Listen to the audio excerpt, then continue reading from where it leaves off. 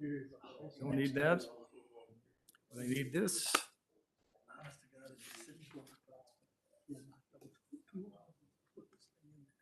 It's just enormous. Really? Neighbor and I went and picked carrots today. Well, I told Todd, I got a Field, long-term the subject Plainfield, gig at the high farmers school. let you go in the field. I'm Drive in taking there to gym and health picking class. and they miss. Yeah, so, I but was it gonna say. ends All kinds of- January 12th, But they're- so I think they're I'll be back huge. out to those site Yeah, visits really. Yeah, in but January. they're not woody. So we just. I don't know if you got Hey, anything hey, for December, we found those that were still in the dirt. I mean, so I'll and- miss and one more they- site visit. they then in had December. a pilot. Huh? Huh? Yeah, she, like the wife made beef stew for me to take up deer hunting and chicken noodle soup, you know, so she cuts it up and stuff, and then we give them away to the food pantry and stuff, me and the neighbor and stuff.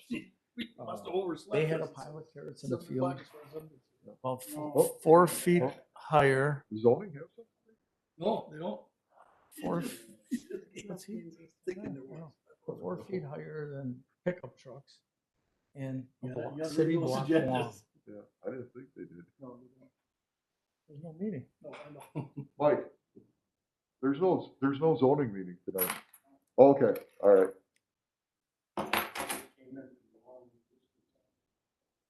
Ah, well, welcome.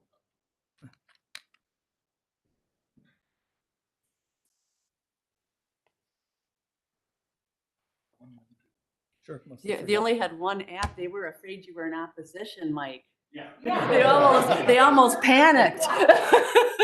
Who's this guy? They thought they were in the clear.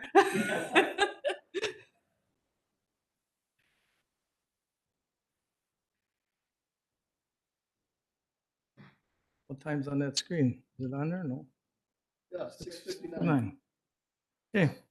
1 minute for John. While you're gone, John, I'll keep an eye on your house for you every time I Hey, drive do by. that. I'll. Do that. Hey, Appreciate how's it. it going? Cindy, are you ready? I'm ready. Ooh. Well, he told her to stay You're home lucky tonight. I got to work. I just keep wanting to do this today. Good evening, everybody. I'll call this meeting of the Waushara County Board of Adjustments to order. This meeting will begin with a public hearing. Anyone other than the applicant or their representative wishing to speak must register and submit the registration slip to the zoning administrator at this time. Following the hearing, we will conduct our monthly business meeting, at which time we will vote on the applications. You may stay and hear how the applications are decided, or you may leave following the hearing. The applicant and town board will be sent a copy of tonight's decisions. Any other person wishing to receive a copy of a decision can sign the sheet on the table at the front of the room. Those of you wishing immediate knowledge of the outcome of these proceedings may call the county zoning office tomorrow morning. The procedure we will follow for the hearing tonight is the applicant, their agent, or representative will be asked to present their application, followed by any questions or comments from the board. Then all correspondence will be read. Then others in favor will have a chance to speak. Anyone objecting will then have a chance to speak. I will then ask for a summary of the board's field observations and any staff comments. Finally, the applicant will be allowed a chance for a short rebuttal if they wish. Anyone wishing to speak should use the microphone, state their name, and direct their comments to the board. Because of the number of applications tonight, I'm asking that all testimony be kept brief and to the point. The applicant will have 5 minutes to present information on their application and other than questions from the committee. Anyone else wishing to speak should limit their testimony to 3 minutes, and any rebuttal by the applicant should also be limited to 3 minutes. If you're testifying as a nearby landowner, please tell us where your property is located relative to the subject property. Tonight's hearing will be recorded, and the recording will become part of the record. Comments that are based on hearsay or secondhand information, as well as slanderous or prejudicial remarks, will be ruled out of order. The committee has looked at all of the properties, and the record will reflect their observations. Any persons affected by an administrative decision of this board has 30 days from the filing of tonight's decision to file an appeal. Such appeals are heard by the Waushara County Circuit Court. Information on appeals is available from the Clerk of Court's office and qualified legal counsel. The county assumes no liability and makes no warranty as to the legality of any construction commenced prior to the expiration of this 30-day period. Now I'll introduce everybody. Larry Tim, John Vance, Kevin Fitzgerald, George Peterman, and Amy from zoning. And Kyle. You all know Kyle.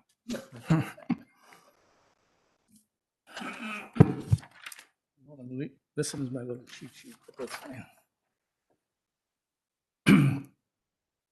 The variance we're here for tonight, Mark Castle, Northbrook, Illinois, has made applications for a variance in accordance with sections 58-235, sub B, sub 5, sub B of the Waushara County zoning code to construct a 10-foot by 20-foot and a 12-foot by 15-foot 9-inch master bath den addition with vaulted ceiling on a crawl space expansion exceeding 25% of the footprint of an existing non-conforming single-family dwelling. Non-conforming due to side lot setback of 12 feet, 0.98, 15 feet setback required in the RS20 residential single-family zone within the shoreland area.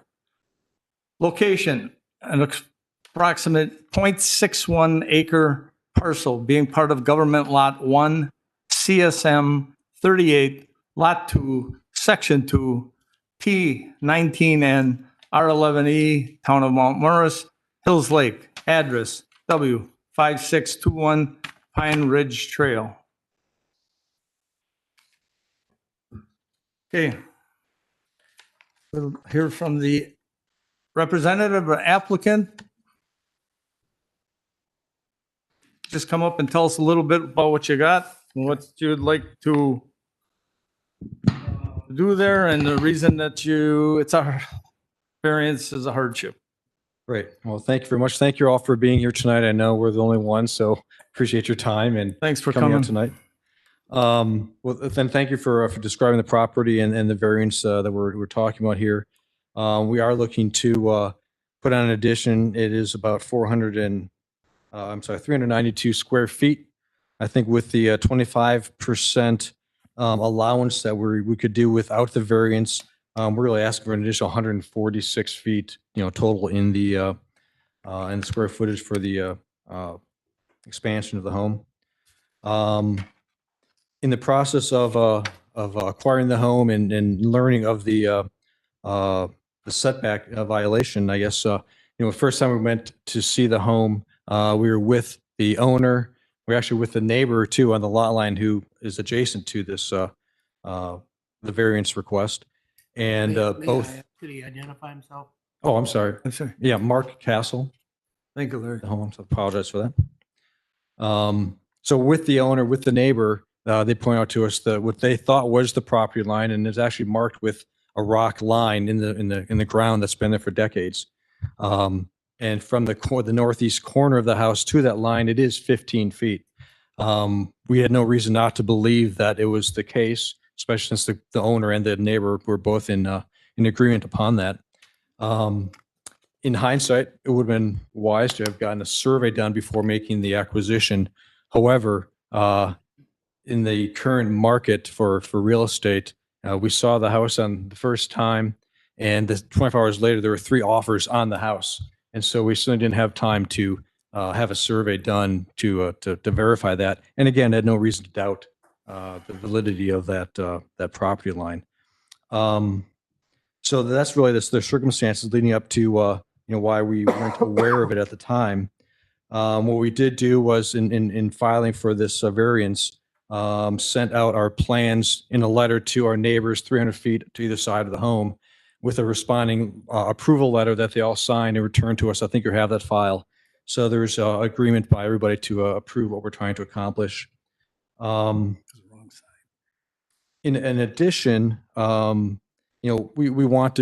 excited to be owners in the county and on the lake, and want to be good stewards of the land, good stewards of the lake. And there are a number of things we were doing in order to be good stewards of the land. For example, there is some non-conforming structure on the hill leading to the lake, some railroad ties, which need to be removed. And we're going to do that and restore the hillside. In fact, we're working with the conservation department in creating a revegetation plan with them in order to restore that lakeside hill to the natural state. including not it was 100-foot shoreline, but also the 35-foot view corridor we have will be in the natural vegetation. We're also going to be doing stormwater control. So to prevent water runoff, we're re-angling the downspouts to the north side of the home where there's plenty of vegetation to handle that. During the construction, the spoils from the excavation will be hauled off site to be returned upon completion. We will have a silt fence installed as well during the construction. And then finally, we do have a compliable septic on the property. So anyway, so those are things we'll be doing to make sure that everything is in the best interest of the land and the lake. So again, we're very excited to be up here and have a great property in the county. And that's very convenient. And hopefully proving that we're going to be good stewards of the land and the lake. So that's our approach. Thank you very much. Okay, I got some questions for you. Yeah. And the committee may have some after I'm done. We know there's been a recent survey now. Mhm. So we're sure the lot line's correct. Yes. And have you talked to your neighbors in the town about this project? We've talked to our neighbors, yes. Okay. And then they signed the letter that, approving what we're Yep. talking about. And the foundation will be concrete? Yes. How far above the existing grade will the first floor elevation be and how much filling and grading will be done? I can say the highest point of the house will be 14 feet. Maybe Dave can answer the other questions. High point of this is about 15. Thank you, Dave. 15 Finish height is, feet. okay. And you've already explained that you're going to control the erosion and stormwater runoff correctly during construction. Right. Any other improvements planned at this time? That's it. All other setbacks will be met? Right. Septic system is good for the addition, correct? Yes. You've spoken about removing some of the non-conforming structures, Right.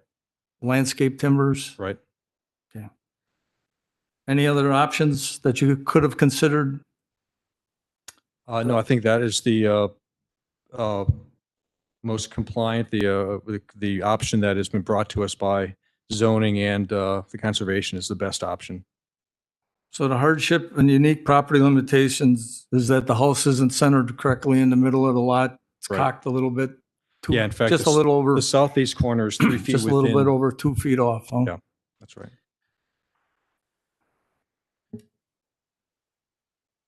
You maybe don't know, but your builder knows. He'll have to know what permits he'll need, and I'm sure he does. If an approval is granted, when would you like to start? As soon as possible.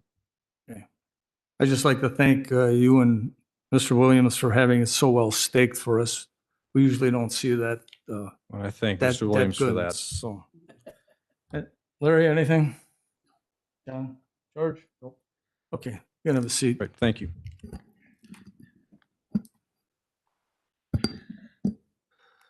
Correspondence, all kinds of letters. We do have a form letter from several neighbors that they signed. The letter states, "We are the neighbors of Heather and Mark Castle who live at 5621 Pine Ridge Trail on Big Hills Lake in Mount Morris. They have made us aware of their intentions to build a one-story addition on the west side of their home. This letter serves as our understanding and approval of their plans. Thank you." And the people that have signed the letter, first of all, are Eric, Skotmyr, and he's at W5615 and also 17 Pine Ridge Trail. And then we have the Derrys, Derry, and they are at W5633 County Road H. Jim Derry, Yeah, I wasn't sure of the first name. I knew it was Jay. So Jim and Susan Derry. what's Eric Solmeyer's address? W5615 and then also 17. And then we have Jennifer Durkin, Dirkin. And she is at W5637 Youngs Lane, Youngs Lane.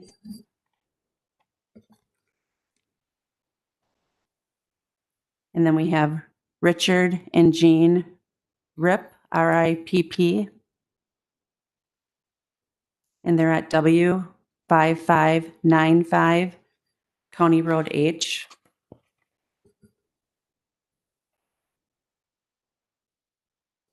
With me? Okay. Then we have Don, FENRICH. And the address is W5611 and W5613 Pine Ridge Trail. And then we also have a note that Todd did have some discussions with the DNR, and they had multiple discussions about, they had questions on the application. And then after a rather lengthy and thorough discussion with county staff, the DNR stated that they had no concerns with the castle request. And that's all the correspondence. Okay. Anyone in favor to speak registered? No. Let's see, I had a slip from Dave? Mr. Williams. Yeah.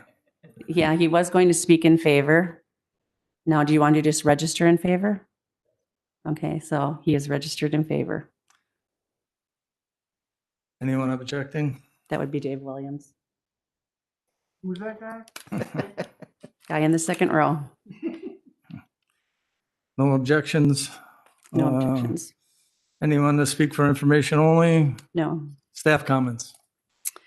The applicant, Mark Hassel, is requesting a variance to construct a 10 by 20 and a 12 by 15.9 master bath den addition with vaulted ceiling on a crawl space, expansion exceeding 25% of the footprint of an existing non-conforming single-family dwelling, non-conforming due to side lot setback, and the required setback would be 15 feet. The county maintains very little information on the property as both the home and lot predate county zoning. The original home was constructed towards the easternmost lot line with the northeast corner of the home only 12.98 feet from the east lot line and then angling slightly away so that the southeast corner of the home is 17.78 feet from the lot line. The proposed 309-foot square foot addition is planned on the west side of the home away from the non-conforming aspects of the residence. It should be pointed out that the total square footage of the addition is only 77 square feet larger than what the non-conforming structures and uses code would allow under the 25% expansion rules. The board visited the property on Monday, November 16th. They felt the addition was modest in size and should not detrimentally impact the area as the addition was occurring on the opposite side of the home. They were also very appreciative of the fact that the Castles were proposing additional upgrades to the property, such as removing old non-conforming timber retaining walls, regrading the front slope down towards the lake, and working with the county land conservation staff to provide a code-compliant shoreline. There was discussions over several timber stairs located at the southwest corner of the home. While the homeowner was planning on replacing those at a later date, the board felt they should be replaced now as part of the construction project, as the entire area will be tore up anyways, and this would bring the entire property into compliance. Variances seek a relaxation of a dimensional standard in the code.